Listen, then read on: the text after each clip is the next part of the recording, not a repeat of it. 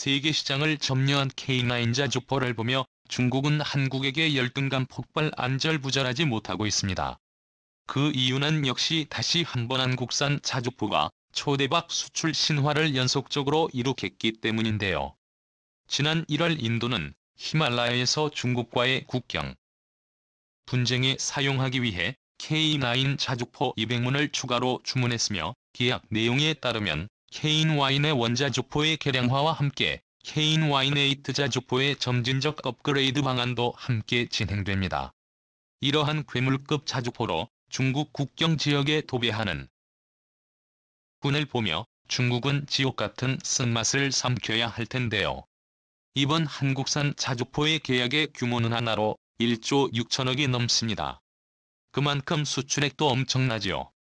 그런데 일각에서는 이번 수출 계약조차 대한민국이 2030년까지 받게 될 해외 수출 러브콜 중에 일부일 뿐이라고 말합니다. K9 자주포를 구매했던 국가들이 한국의 무기 매력에 흠뻑 반해 한국을 다시 찾을 것이기 때문이라고 하는데요. 실제로 최근 들어 K9을 도입했던 나라들의 움직임이 심상치가 않습니다. 발빠르게 추가 구매를 준비하는 것이죠. 또한 K9 자주포의 자체를 이용해 새로운 무기체계를 개발하고 싶다는 나라들이 늘고 있는 상황인데요.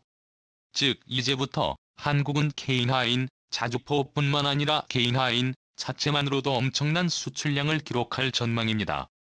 군사 전문가들은 이런 현상이 일어나는 이유로 K9 자체의 신뢰성을 경험한 국가들이 새로운 장비를 개발할 때 검증된 자체를 사용해 개발 기간을 줄이기 위함이라고 설명했습니다. 즉 K9의 자체는 자주포용으로 개발됐지만 다른 무기체계 개발에 얼마든지 응용할 수 있을 만큼 가능성이 무궁무진하다는 것입니다. 영상을 시작하기 전 오늘도 대고구려 제국 구독과 알림 설정 진심으로 감사드립니다. 우리나라는 K9 자체 개조를 요구한 사례를 참고해 해외 수출에 활용하면 얼마든지 새로운 무기체계를 만들어낼 수 있는데요.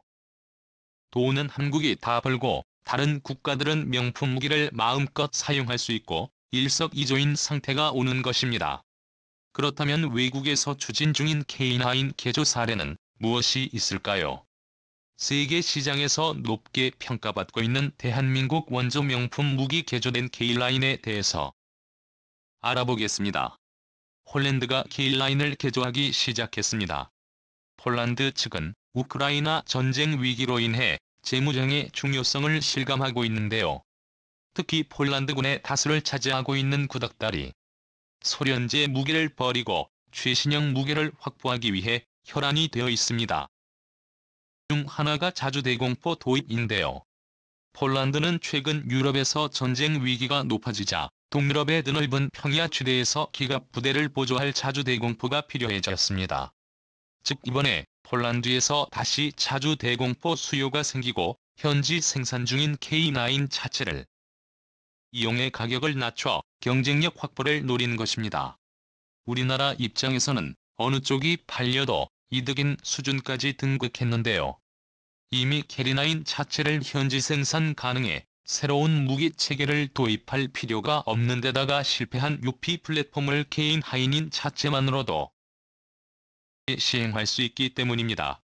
이처럼 폴란드도 K9을 활용한 플랫폼에 적극적인 자세를 보이고 있고 다양한 시도를 해보는 등 K9 자체를 적극적으로 활용하고 있습니다. 과거 폴란드의 자작 자주포 개발이 완벽하게 실패했을 당시 구원투수로 등장한 것이 바로 대한민국이었습니다. 폴란드 국방부는 한국과 무기를 계약해 K9 자체 120대를 투입하기로 결정했고 이 덕에 K9 자체에 결합한 H의 스크라프는 오명에서 벗어났을 뿐만 아니라 명품 자주포로 화려하게 부활했습니다. 정면 반동도 제대로 흡수하지 못했던 AH의 스크라프는 K9 자체를 탑재한 뒤로 360도 어느 방향에서나 안정적인 사격이 가능해졌습니다. 이렇게 K9 자체의 놀라운 성능을 보여주자 폴란드가 욕심을 내기 시작했습니다. 각종 한국산 무기 파생력을 개발하자며 한국에게 러브콜을 보내기 시작한 것인데요. 여기에는 그럴만한 이유가 있습니다. 현재 폴란드는 러시아와 나토의 국경을 지키는 최선봉 국가입니다.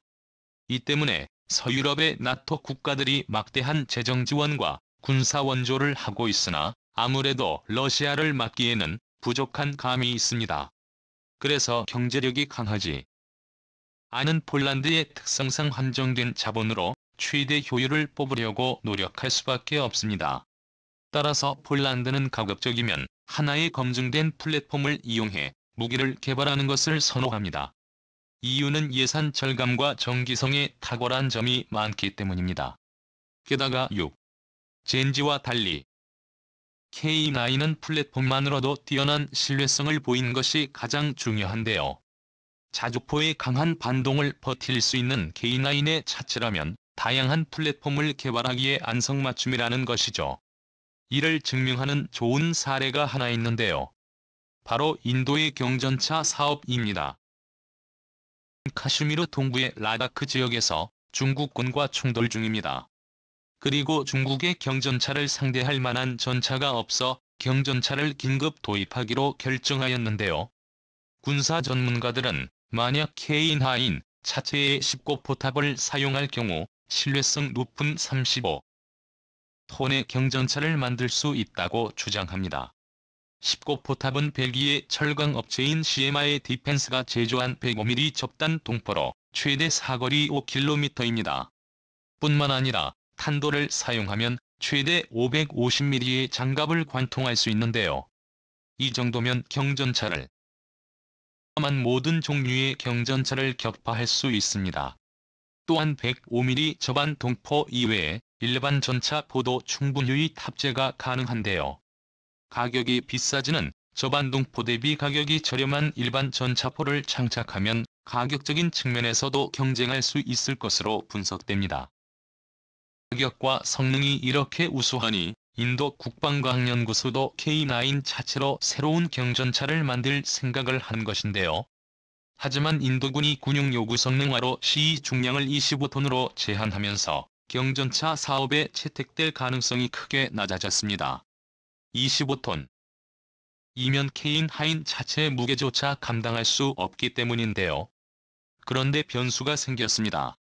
지난 1월 발표된 보도에 따르면 K9 자주포 200문이 추가 도입되면서 인도군이 ROC를 변경할 가능성이 높아졌습니다. 인도의 정책으로 아무리 경전차 사업 긴급 도입이라 해도 국내 생산이 가능한 K9 차체가 있으니 한번 써먹어보자는 것이죠. 그런데 이렇게 훌륭한 차체를 만든 우리 기술자들은 아직도 K9에 만족하지 못한 모양입니다.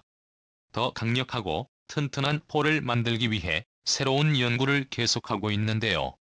그중 하나가 바로 탄탈륜 기술입니다. 국방기술연구소에 따르면 대한민국은 2020년부터 2024년까지 48개월간 1,308억 원을 들여 호연령 탄탈륨 라이닝 기술을 개발합니다. 이는 마모성을 크게 향상시켜 수명과 내구도를 업그레이드하는 기술인데요.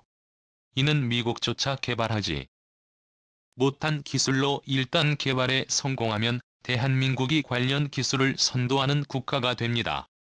아직도 남았습니다. 현재 우리 군은 미국이 최근 개발을 완료한 이씨의 자주포에 버금가 경장 자주포 보신을 개발 중입니다. 이를 K9 시리즈의 최종 개량형인 K9 A3에 적용할 예정인데요. 탄탈륜 기술과 5089 경장 보신이 합쳐진다면 K9 자주포는 명실상부한 세계 최강의 자주포가 될 것이 틀림없습니다. 이번 K9 자체의 개량 사업을 바탕으로 세계 시장에서 구매자들의 수요를 확인하고 더 발전시킨다면 대한민국의 방산업계는 지금보다 더 크게 성장할 수 있을 것입니다. 시청자님들의 소중한 의견을 댓글로 남겨주세요. 여기까지 대고구려 제국이었습니다. 큐푸팅